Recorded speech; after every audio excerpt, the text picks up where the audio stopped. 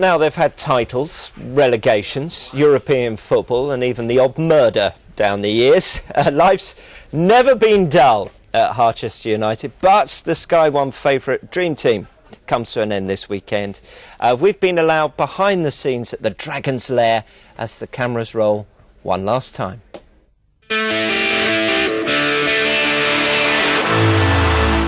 Action. The last kick of the game and the series. The players of Harchester United are about to hang up their collective boots. Right, a bit of hush, please. Look, I know you're all excited because you're going to a match later, but shut it. It all started 10 years ago, telling the tale of Harchester's youth team. But the next 9 series focused on the senior squad, a fictional tale with its roots in reality. Spice Boys. I knew that it would make a really fantastic drama series if somebody had the courage to do it, and Sky did, you know. All the stories when I produced this series are linked to the real game, because the real game is more interesting than anything, the characters in it and the stories. So there's been an endless stream of stuff. Football has been notoriously difficult to portray realistically as drama, but the use of Sky Sports footage gave Harchester the look of a real Premiership team.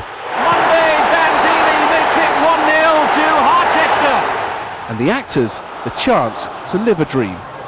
Oh, Fletcher stepped up here, scores! This was the next best thing, man. This was, if you can't be a professional footballer, pretend to be a professional footballer, and I did that, so I'm happy. But some didn't have to pretend at being genuine footballers. Contacts made playing for fictional Harchester United landed Dean Holness a real contract with Southend. While Junior McDougall played for Harchester in the series before a fictional transfer to the club he played for in real life, Dagenham and Redbridge, for whom he scored against Harchester in the Cup. Confused? Well, on one occasion, so were the national press. You don't tell anyone, but maybe I come to England to play football. Really? Yes. Several papers reported Frenchman Didier Baptiste was a target for Liverpool, but the story was pure fiction. London or Merseyside? You know the game is about to begin. The line between fiction and reality was blurred still further by some special guest appearances. Well, you've seen the training ground. I think we've got a great setup here. What do you think? Sounds great. I've been in touch with Rupert. Brilliant. We keep our fingers crossed. That's the only change, little man. Dino, you happy with that? Big chance for you today, son. You won't let us down, will you? OK, lads, get yourself right for it. Let's go out and give them plenty. Jimmy, I hope I'm not interrupting anything. No, not at all. The confirmation that the coach carrying Harchester United's first-team squad has crashed on the M1. But if the football had an air of reality about it, the off-field stories were pure, spectacular drama. We're not sure about injuries at this stage. There's been so many deaths and so much drama that every time you do pick up a script, you're like, oh, what's going to happen today, sort of thing. At the end of Series 8, all but 3 of the squad were wiped out after winning the playoff final in Cardiff. Now it's almost all over. The final scenes have been shot. After all those dramatic season finales, what can we expect at the end of Series 10? It'll be dramatic, yes. Hopefully very dramatic, with a spooky twist. Action. After 10 years, the dream has finally come to an end. Yes, that's the one. Well done, everybody. Hey! Dream team, theme tune. Whoa! Right,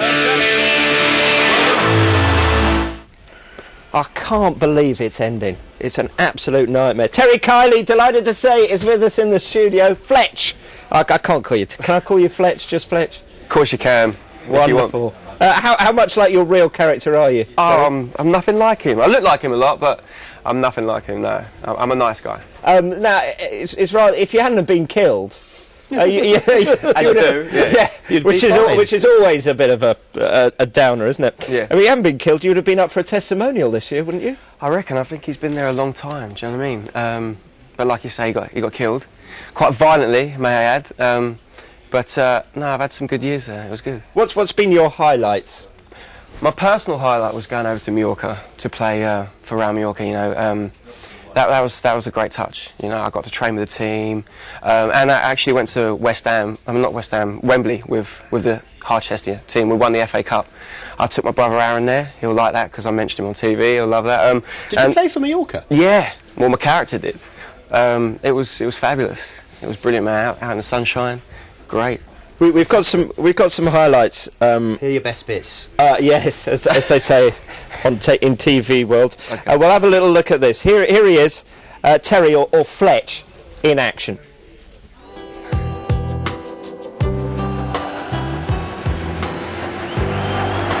What an emotional moment now for Karl Fletcher and his adoring public here. He's done his talking where it's mattered on the pitch. The man who is to the Dragons Lair fans, Mr. Harchester.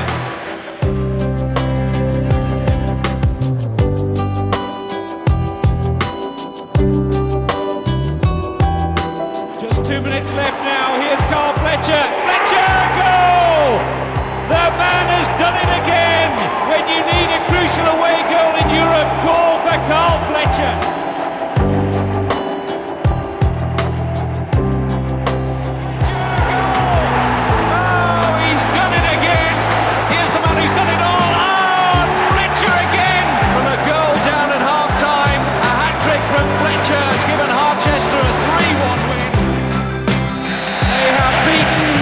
United, and in the hands of Karl Fletcher, the FA Cup at Wembley belongs to Harchester United.